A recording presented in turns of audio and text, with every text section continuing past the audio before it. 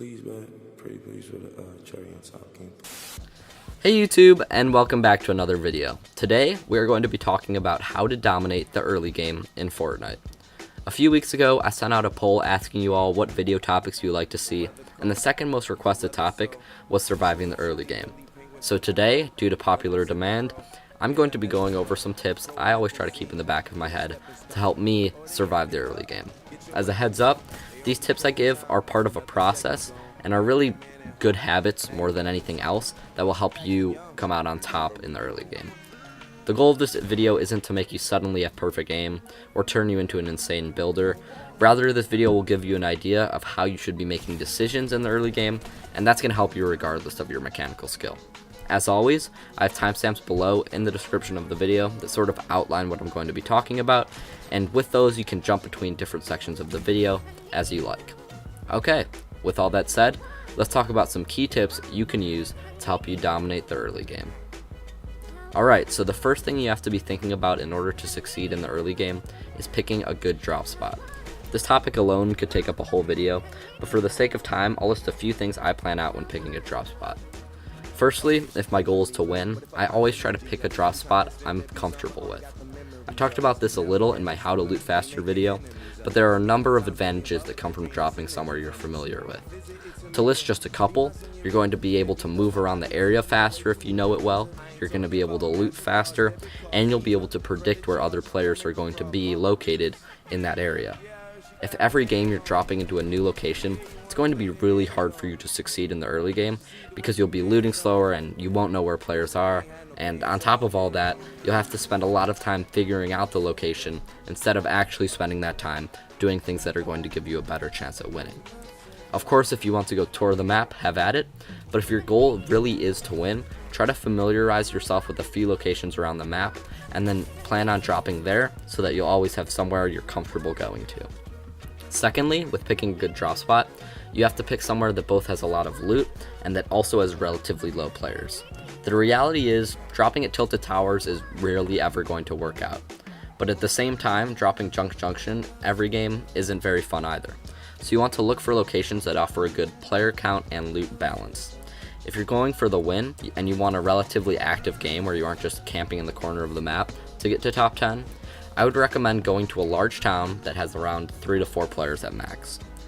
You want other players there for a couple of reasons. Of course you want to fight people, but you also want them to help you loot by getting loot and then giving it to you when you kill them later.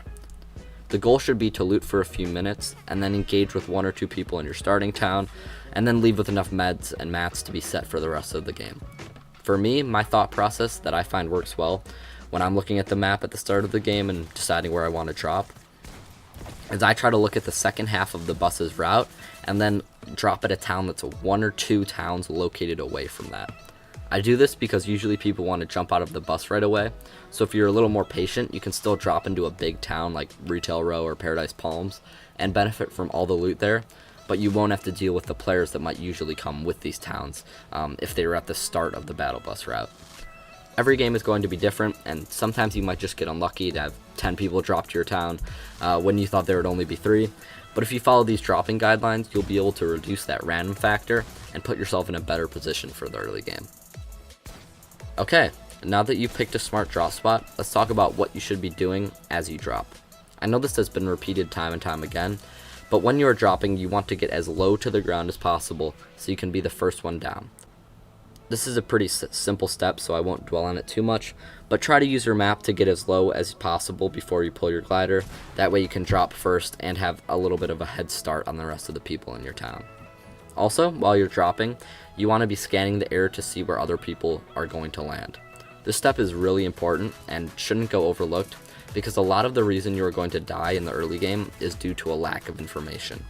More than anything else, I'd say, I die in the early game because I get randomly shot when I don't expect it, so it's really important that in the early game, you know where people are around you, and you kind of have an idea of where to look for people in the town, so that way you aren't snuck up on or caught off guard.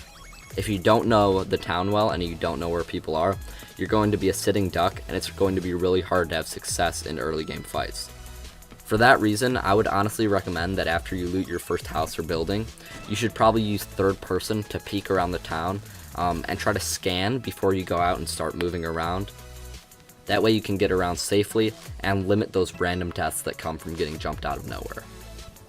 Now that you've dropped to a good spot and know where people are around you, you need to come up with a game plan for how you want to take fights. One of the most common pitfalls I run into in the early game is taking fights when I don't have adequate loot. If it's possible, try to avoid fighting in the early game if you don't have a shotgun. The reality is, most of these early game fights are going to be close range, and pushing someone when you aren't prepared to take that fight is just bad decision making. Instead, you should use your knowledge of where other players are to loot safely until you are prepared to fight. Another common mistake I run into, and I see other people face, is they run out of mats in the early game. Running out of mats is a really big problem you can face, and it might even be worse than not having a shotgun, depending on the situation. So going along with this idea of preparing for fights, a rule I try to abide by is always farm around 200 mats before you take your first fight in the early game. Ideally, from this point, once you have a shotgun and you've gathered enough materials to fight, if your town has around 3 or 4 people, generally speaking what you want to do is wait for 2 players to fight and then come in afterwards to clean up. Now you aren't always going to be able to decide when you fight. Sometimes players are going to come at you and you'll have to respond. But coming back to that idea earlier, if you know where other people are in the town, you can put yourself in a spot where you are coming in after 2 people fight rather than somebody else coming in after you finish a fight. And that's going to give you a much better chance at leaving the first town and surviving the early game. Okay, that about covers it for how to approach the early game. Lastly though, I'd like to give a few quick tips for fighting that are specific to the early game. One thing you should always remember is that people usually won't have a lot of mats in the early game, so getting and retaining the high ground is really important, and it can actually provide much more of an advantage than it would in other stages of the game. A lot of the time, if you can get on top of a building, you'll have much better control of the town, and you'll be able to pick your fights.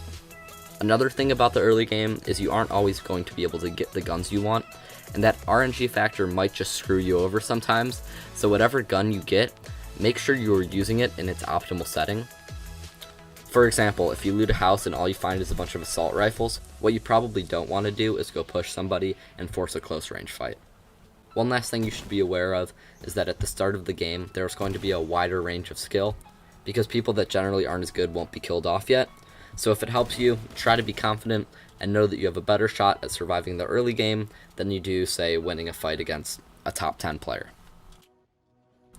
Alright, that is going to wrap things up for this video. Please do let me know if any of these tips helped you, or if there's something that I should have mentioned which I missed.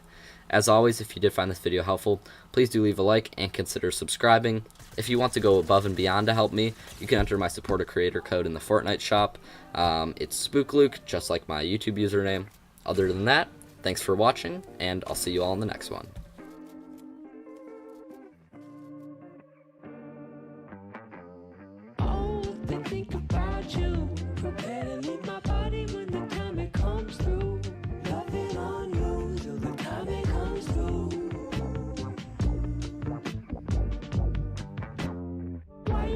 Hate to